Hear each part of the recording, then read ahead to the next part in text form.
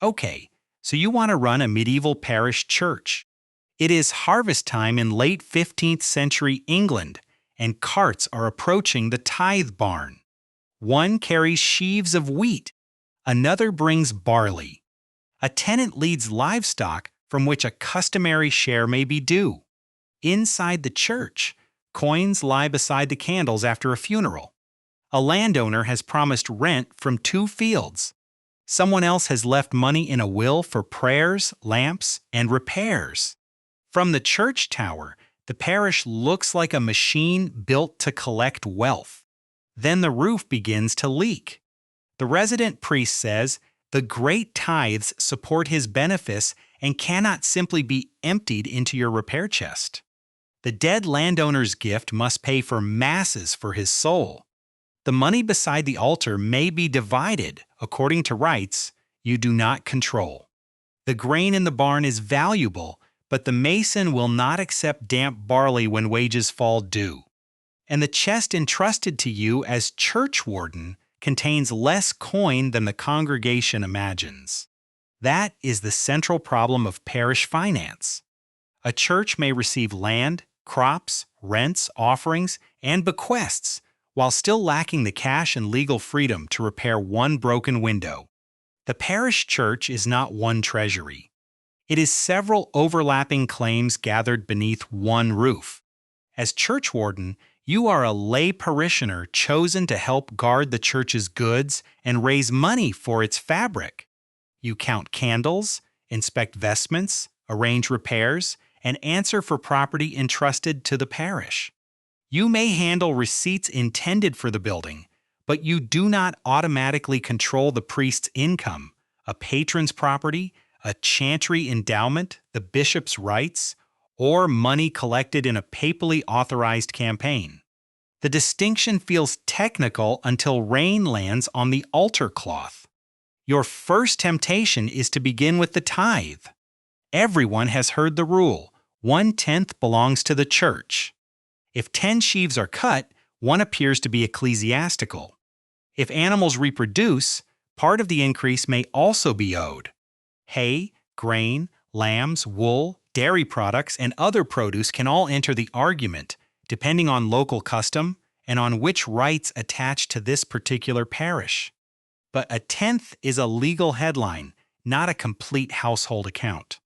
It does not tell you which products are included, whether a payment has been replaced by a customary cash sum, whether certain land is exempt, or who owns the right to receive each category. Great tithes from crops such as grain may belong to one claimant, while smaller tithes from garden produce, livestock, or other output may belong to another. A monastery, rector, patron, or other ecclesiastical proprietor may hold rights that villagers casually describe as belonging to the church. Even when the priest is entitled to the tithe, that does not mean your fabric fund receives it. For the peasant household, the economic burden is felt in produce. Imagine 10 portions of grain standing after harvest. One portion may be claimed as tithe, but the remaining 9 are not disposable profit. Seed must be reserved. Rent or manorial dues may still be owed. The household must eat until the next harvest. Laborers may have to be paid or fed. Grain lost to weather, vermin, or poor storage is gone, regardless of whose name was written in the account. The tithe, therefore, competes not with luxury, but with the next sowing and the winter food supply. Collection creates its own business. Someone must identify what is due, separate it, gather it, record it, and bring it under cover. If produce is collected directly from scattered fields, carts, horses, and labor are needed at precisely the time when every agricultural household is busiest.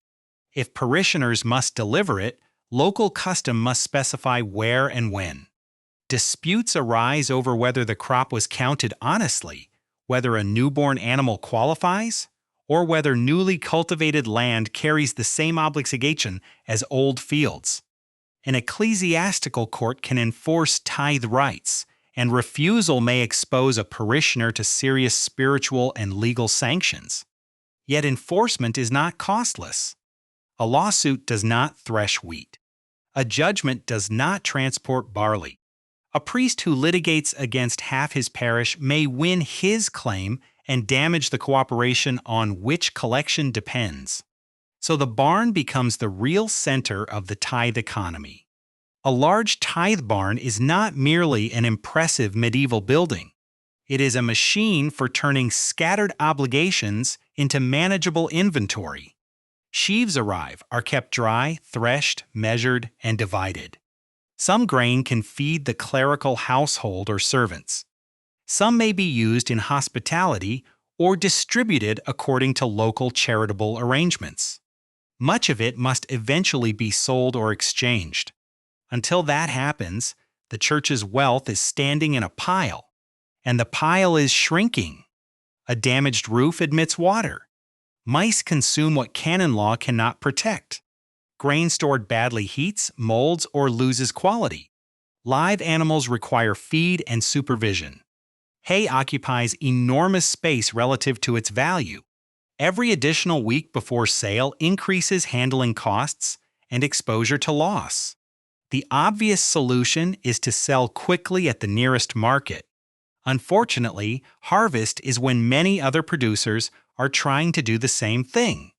Supply rises, prices can weaken, and your carts join crowded roads carrying the very commodity everyone already has. Wait for a better price, and you need sound storage. Sell immediately, and you may accept less coin. This is the first decision that reveals what the church is really managing.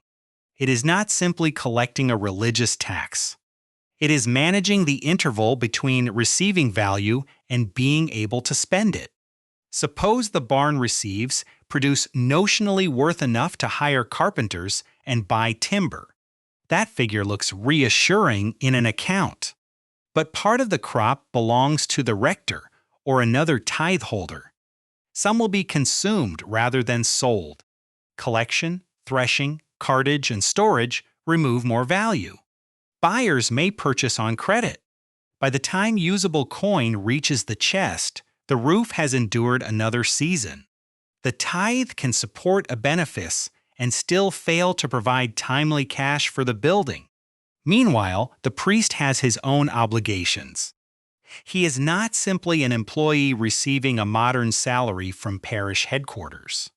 His livelihood may be attached to a benefice, a bundle of income rights connected to an ecclesiastical office. Those rights can include tithes, land, rents, and customary offerings, but their value varies enormously.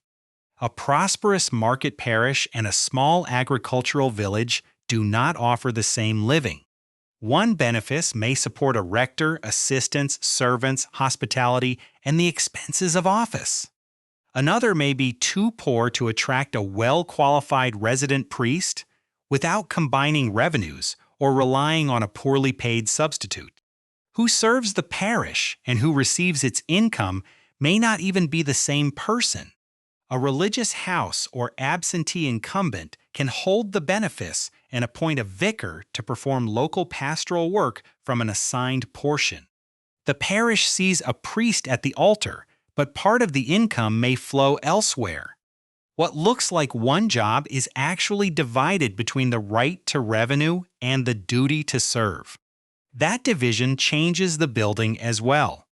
In many English arrangements, responsibility for the chancel, the eastern part associated closely with the clergy and high altar, could fall differently from responsibility for the nave used by the congregation. The exact boundary depends on local rights, but the economic consequence is immediate. One roof may cover compartments maintained from different sources. Water, regrettably, respects none of them. Your parishioners can be responsible for raising money for part of the fabric, while the rector or other proprietor has obligations toward another part. A repair at the junction produces arguments before it produces scaffolding. The carpenter wants to know who will pay. Each claimant wants to know where the rotten beam technically begins. This is why your church chest matters. It may have several locks, with keys held by different people so that no single custodian can open it alone. Inside are coins, deeds, account rolls, and valuables. Shared custody limits casual appropriation, but it also expresses a deeper truth. Parish money is communal money, and handling it requires witnesses. Your receipts arrive in smaller streams than the tithe.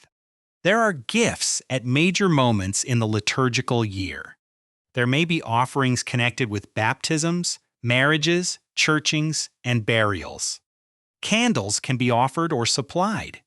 Parish guilds and fraternities may maintain lights, organize feasts, or contribute toward particular altars and objects. Testators leave money, cloth, wax, livestock, household goods, or instructions that an item be sold for the church. The funeral that seemed profitable at the beginning now has to be separated into its claims. A family gives money near the altar. Some may be associated with the priest's service. Some may support lights or specified prayers. A bequest may be directed to the fabric. Another may be reserved for distribution to the poor. A third purchases nothing immediately because it endows an obligation intended to outlive the donor. You cannot treat all three as available cash. If a wealthy merchant leaves money for a new window, spending it on the priest's dinner defeats the gift. If land is endowed to support a chantry priest, selling the land to repair the nave may destroy the service the foundation exists to maintain. If parishioners have raised money for a bell, redirecting it without authority risks conflict, litigation, and loss of future trust. Restriction protects the donor. It also traps liquidity. The church may own a silver vessel that cannot prudently be sold, a rent that will not arrive until the next term, grain awaiting a buyer, and land whose income belongs to a dead person's memorial foundation. Its nominal wealth rises while the spendable balance remains thin. The building does not care. Stonework decays in uneven, expensive bursts. Routine cleaning and minor repairs can be absorbed from ordinary collections. A major roof, tower, bell, or glazing project cannot. Timber must be bought. Skilled masons, carpenters, glaziers, and metalworkers must be paid. Scaffolding and cartage add costs before the visible work begins. Parish accounts survive partly because communities had to make these projects legible. Wardens record what came in, what went out, who was paid, and what goods were delivered. The account is then heard before other parishioners or local officers. Reputation acts as a form of financial capital. If people believe the wardens misuse gifts, the next collection becomes harder. So you do not begin by asking whether the church is wealthy. You ask which fund can legally pay which bill, in what form, and on what date. A Sunday collection can provide coins but may be small. A rate or levy agreed within the parish may raise more, but burdens households already surrendering rent, dues, and tithe. A fundraising feast can turn donated food and drink into money while spreading the cost among participants. Parish ales, performances, sales of donated goods, and contributions from fraternities can support the fabric in some English communities. These are not trivial social diversions. They are ways of converting cooperation into cash. A farmer who cannot spare many coins might contribute grain, malt, labor, or an animal. Someone else brews. Another provides vessels. Parishioners consume the result and pay into the fund.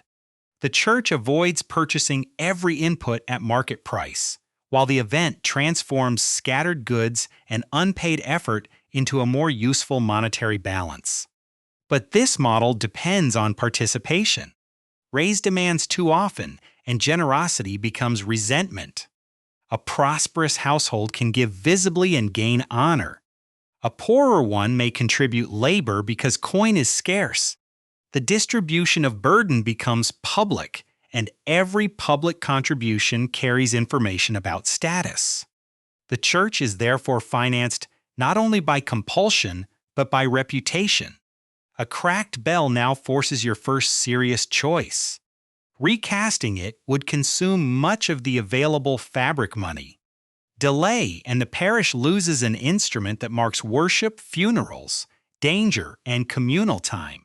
Spend now, and there will be almost nothing left if the roof worsens.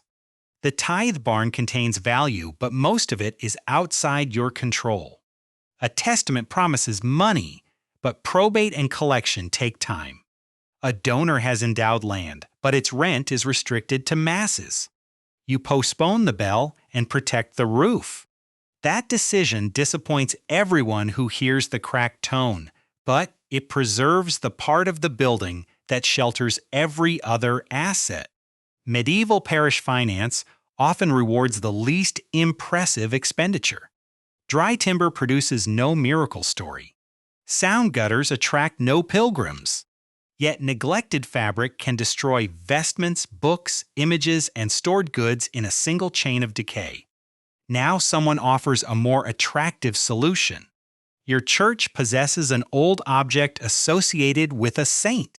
Perhaps it is a fragment, a piece of cloth, or a local relic with a reputation for aid. If pilgrims come, they may leave offerings. More visitors mean more candles, more requests for masses, and more activity around the church. A relic appears to turn sanctity into traffic. The mechanism is real, but the scale is treacherous. Famous shrines can attract travelers across regions.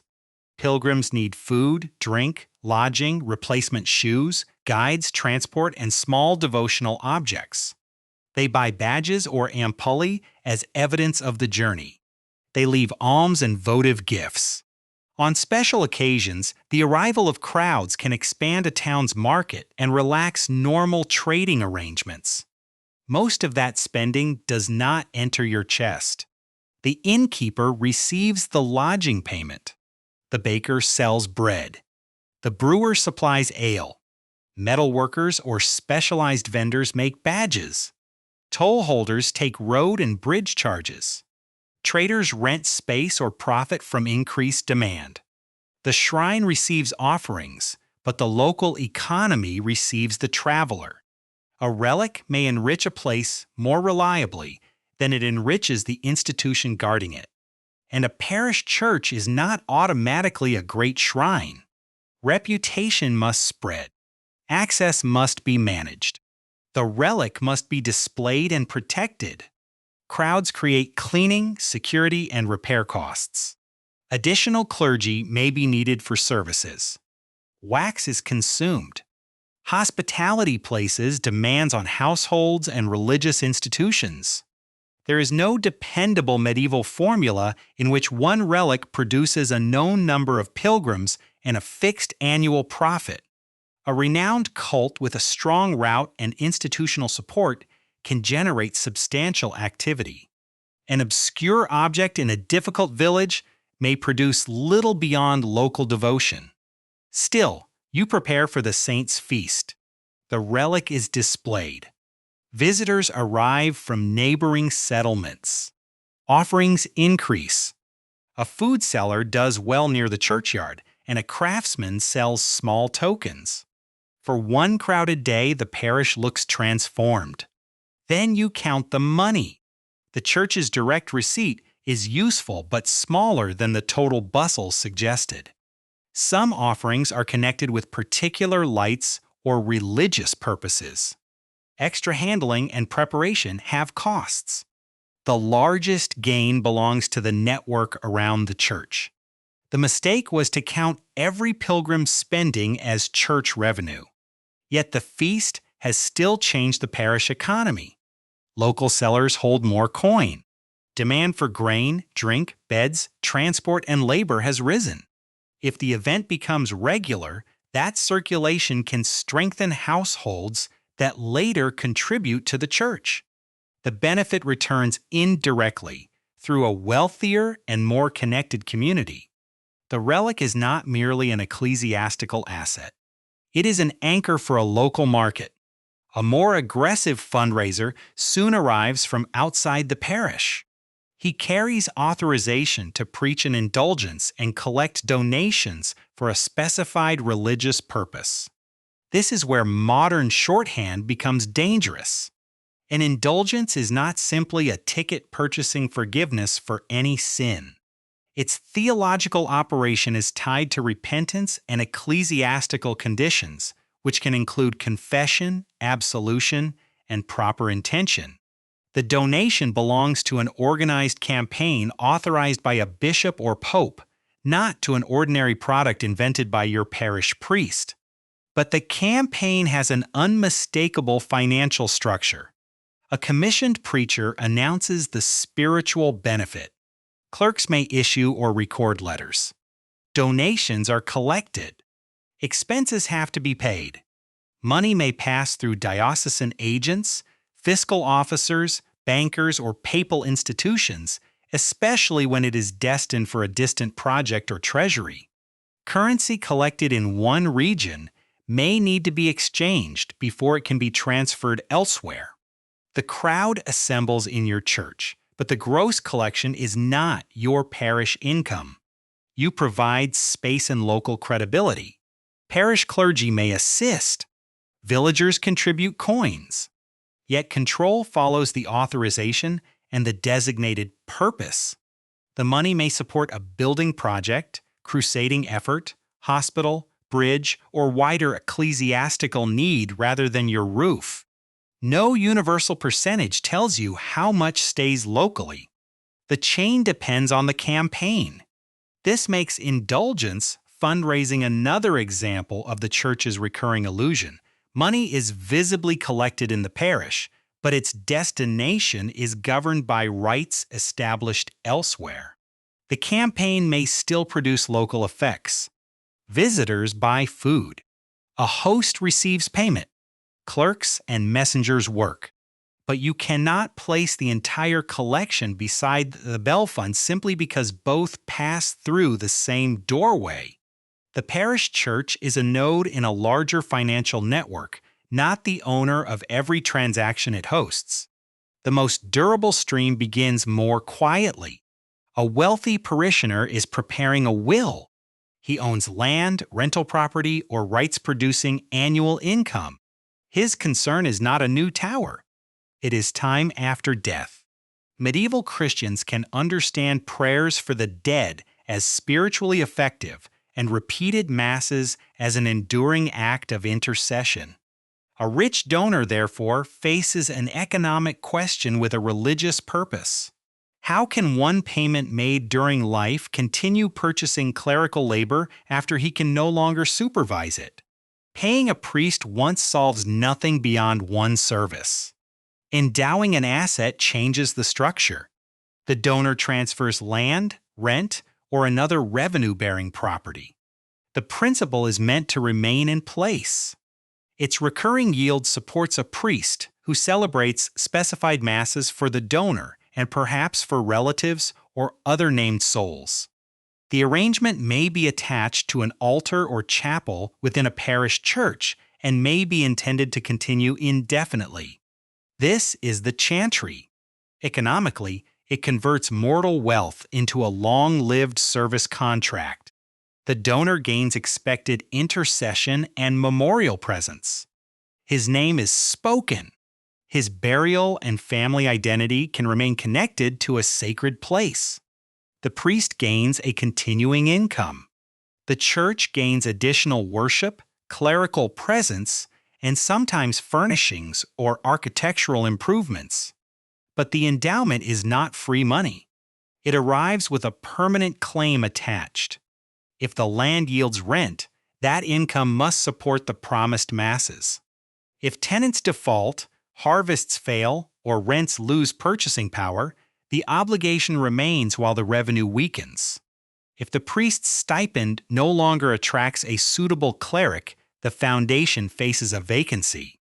If administrators redirect the income, the service can decay, even though the deed still says perpetual. Perpetuity is an intention. It is not protection against economics. You now hold a deed promising annual revenue sufficient, under present conditions, to maintain a chantry priest. The gift makes the church appear richer. Yet it also brings another mouth, another schedule of services, another set of accounts, and another purpose that cannot casually be abandoned. Use the rent for ordinary repairs, and the masses may cease. Preserve every coin for the chantry while the roof collapses, and the altar it supports may become unusable. The rational response is not to reject the gift. It is to match the endowment to a productive asset with enough margin to survive poor years. A foundation supported by several rents is safer than one dependent on a single unreliable tenant. Land with steady demand is more useful than impressive acreage yielding little. Clear oversight matters because the donor will not be alive to complain. This is why wealthy people donate land rather than merely leaving a bag of coins. Coins can be spent once. Productive property can pay repeatedly. The church becomes a keeper of capital across generations. That role creates power. Ecclesiastical institutions accumulate rights whose original donors are dead but whose instructions remain active. The living administer income on behalf of the dead. Priests perform labor for beneficiaries who cannot observe them. Parishioners worship amid assets whose revenues may be unavailable for present needs. The building fills with promises. By winter, those promises collide. The priest requires his livelihood. The roof needs timber. The chantry rent must support its priest. The poor arrive when food is scarce. A bequest for candles cannot automatically become bread. Grain prices are low because nearby barns sold after harvest. One tenant has not paid rent. The saints' feast produced trade, but most of the money went to local sellers. The indulgence collection has moved into a wider ecclesiastical chain. On paper, the church has tithes, land gifts, offerings, and a respected relic. In the chest, you have a cash shortage. Charity makes the shortage harder. Christian teaching places almsgiving, hospitality, and care for the needy near the center of religious life, but there is no single universal parish budget line that guarantees sufficient relief.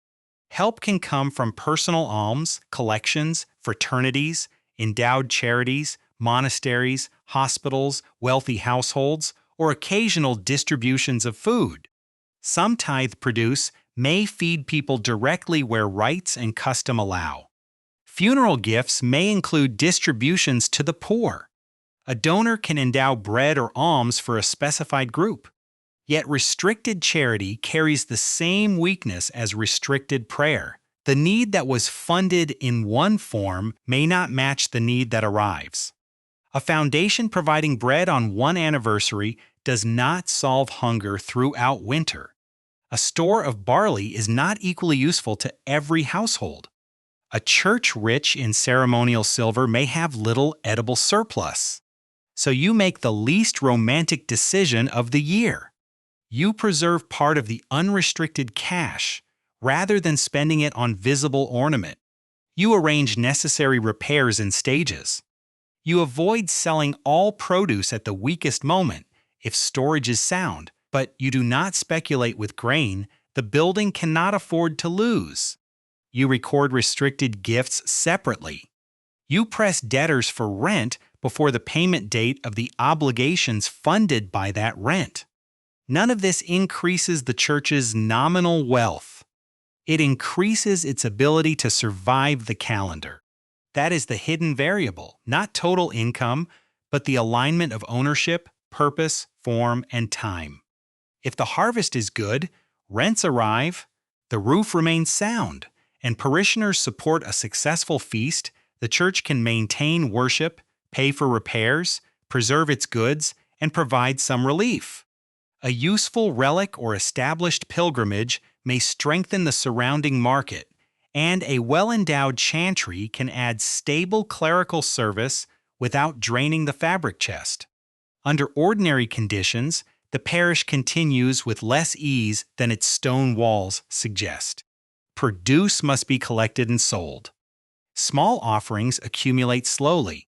Repairs are postponed and divided into manageable stages. The priest's income, parish fabric, charitable gifts, and memorial foundations coexist because their boundaries are respected. Stability comes from repeated administration, not from one great source of wealth. Then consider one failed variable. A poor harvest reduces tithe produce at the same time that food prices rise. Peasants have less to surrender and greater reason to resist. Tenants struggle with rent. The poor need more help. Timber or skilled labor may cost more.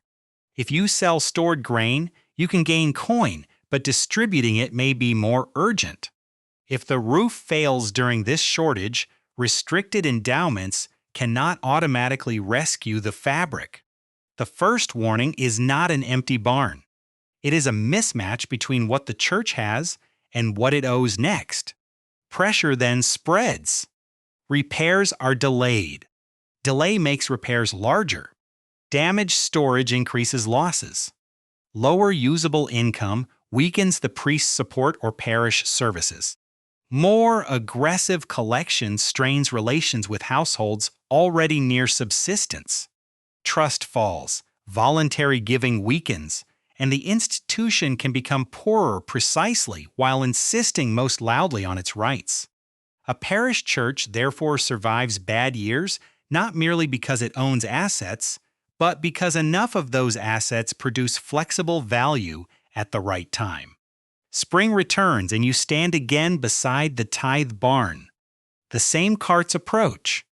The same offerings accumulate near the altar. The same church tower dominates the fields. At the beginning, each incoming sheaf looked like church wealth. Now the claims attached to it are visible. One share supports a benefice. One rent maintains prayers for a dead donor. One collection belongs to the fabric. One gift is meant for the poor. One campaign sends money beyond the parish. One pilgrim's coin never enters the church at all, but pays the baker, innkeeper, badge seller, or toll holder outside. What remains for you is not a single income stream. It is the task of keeping these promises from colliding. The church can possess land without having coin. It can collect produce without controlling the sale date. It can attract crowds without capturing most of their spending. It can receive a magnificent bequest that creates an obligation as large as the gift. It can appear wealthy because generations have placed value inside it, yet remain financially fragile because almost every portion of that value already has an owner, a purpose, or a deadline. Running a medieval parish church is not the business of collecting a tenth. It is the business of turning divided wealth into continuous worship.